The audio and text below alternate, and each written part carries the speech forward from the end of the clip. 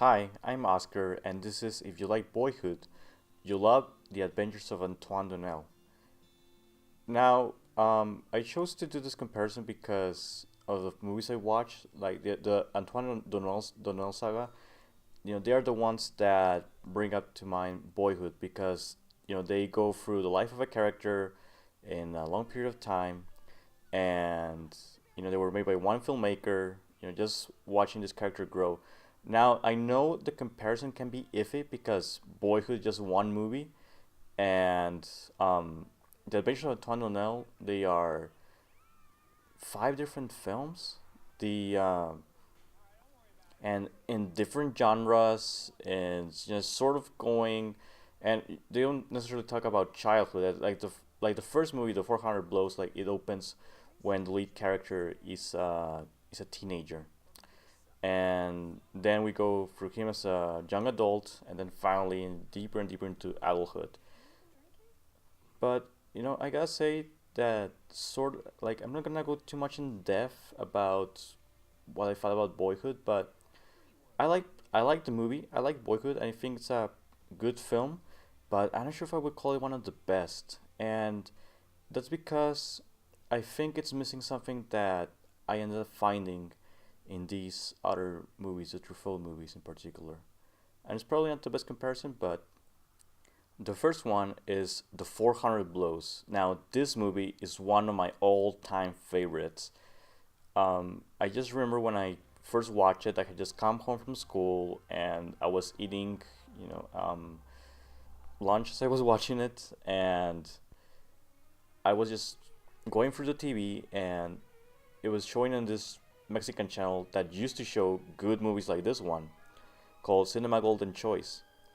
And this is how I discovered. Like I had heard about the movie, and I just ended up stopping right there and decided to watch it. And it was in squeeze, pan and scan, like not even scan. It was just full, as quote unquote full frame. And but even so, I was just blown away by this movie.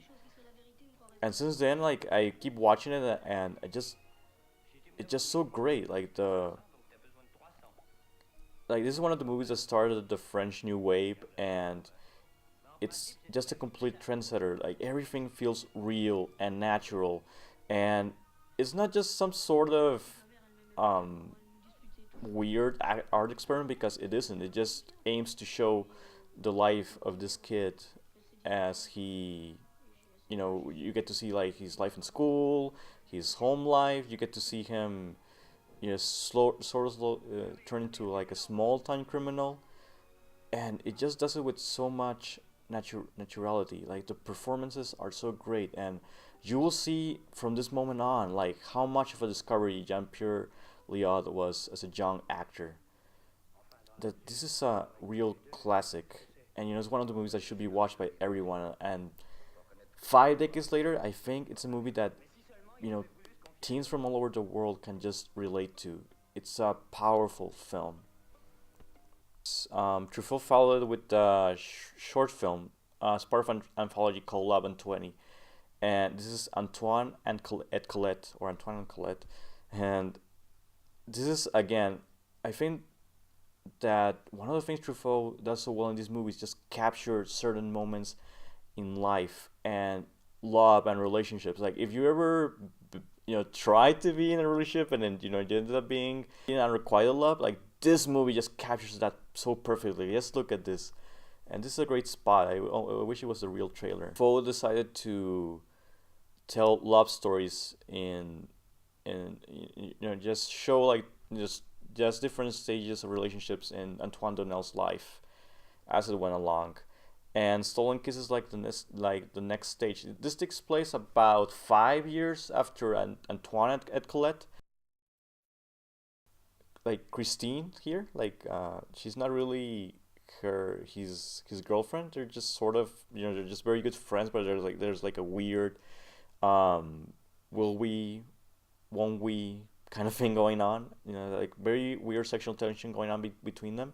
Like Christine's family tries to help him out, but they can't, and he ends up stumbling to a private detective job pretty much by accident, and it becomes a private detective story. Like this is a romantic comedy mixed with sort of just a private detective story, and like the fact that you have this combination, and in the end, it's just a comedy, just a silly comedy, but it manages to feel real, even when it gets so over the top and silly, and you can just tell that Truffaut was just messing around. It just feels true to life, and it perfectly captures the politics of the time, the sort of social situations, the just the even the technology, like like the awkwardness with technology in a way, and sort of all these tensions that were present in that time period. And I gotta say that like watching this movie again just made me think about where I think Boyhood didn't quite gel for me, and that is that I think that the best films, especially ones that are sort of the ones that are supposed to reflect like a certain like time of your life, they have an angle on it, and just sort of like what I felt about the Boyhood was like, and it didn't really have anything exactly to say about life in particular, about these moments in life, or if it did, we just because you're sort of immersed in the moment, and suddenly it's taken away from you, and that's why it didn't work for me. Now you're saying, oh, but you have five movies here. Like, why? Of course, not gonna go deep into it. But if you like another film that I think this better was Trio Life. But I'm not gonna talk about Trio Life. But that's just one movie, and it's not as long as Boyhood. And I thought it had more to say, like about being a child and sort of like growing up than Boyhood did. And in this case, Truffaut just nails them perfectly. Relationships, romance, politics. It's just so funny and so sweet and just completely true to life. And just a testament to all the great actors. He just like the it's just so well directed and acted in every way. And this is something that continues in the next movie.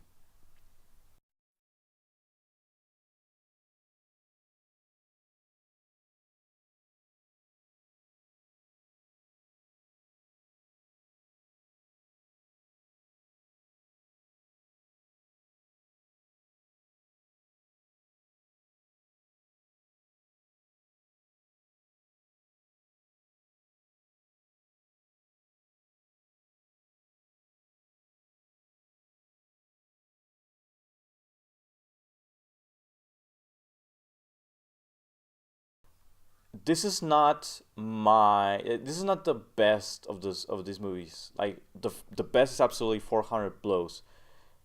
But as far as the sequels go, this is also not the best, but it's my favorite. It's my personal favorite, and that's because it's so crazy and funny throughout. Just like there's just so many great lines of dialogue throughout the moments in this movie. Like just reading the subtitles here. It, I think it's time to talk about like how great Jean-Pierre Léaud is in these movies. From 400 Blows, you can tell he's talented, and but you can see him grow as an actor, and just the way he nails timing, the way his way of saying things. Just he just does it so naturally. He never feels crazy. His body language, his expressions are just great. He just nailed this part, and he was such a great actor throughout, and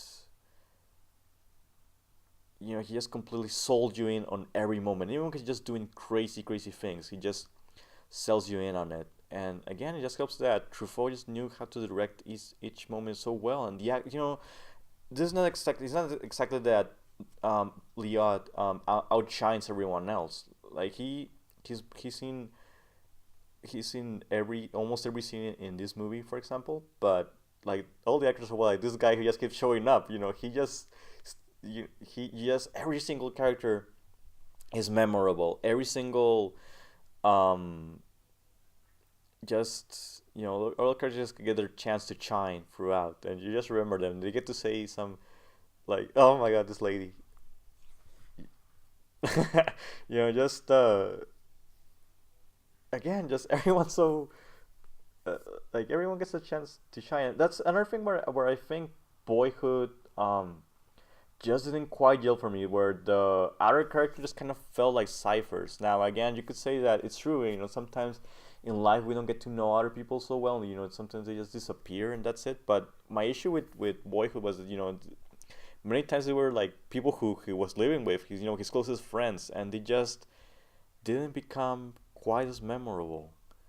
And you could say, well, that's an artificiality of writing, but it like something like this just feels true, and you can sense that he's actually like Truffaut's actually telling you something, and you have something to take home with you after the movie's over.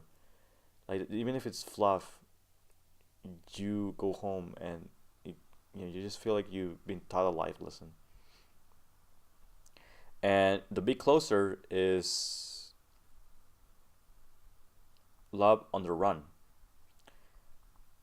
which unfortunately is way below the other movies, but it's not bad, but it's definitely just not on the same level. I think it's because of the very nature of this movie. Again, I think that I don't think this was very common back then, but what Truffaut basically does here, he does a clip show.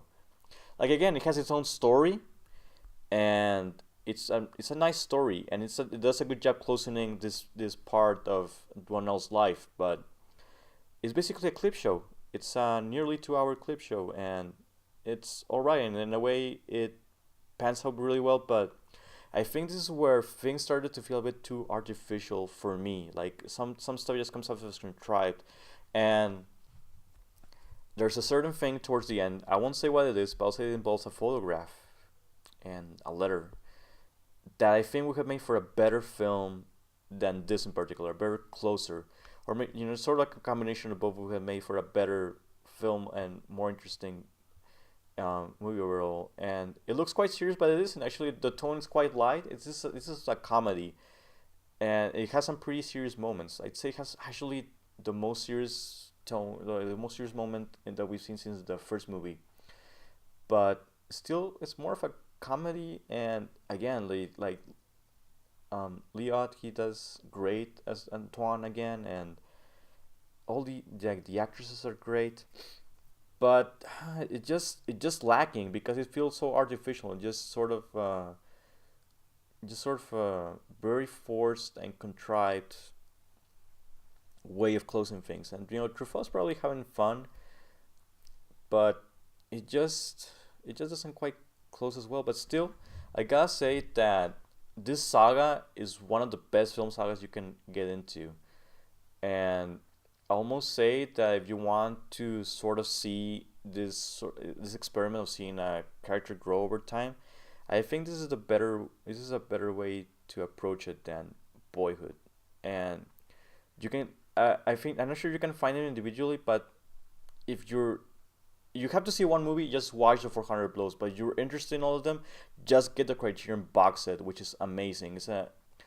The movies look great, they sound great, the special features are fantastic, and it's a great set, just to get and watch, and you won't regret it. Absolutely, these movies are classics.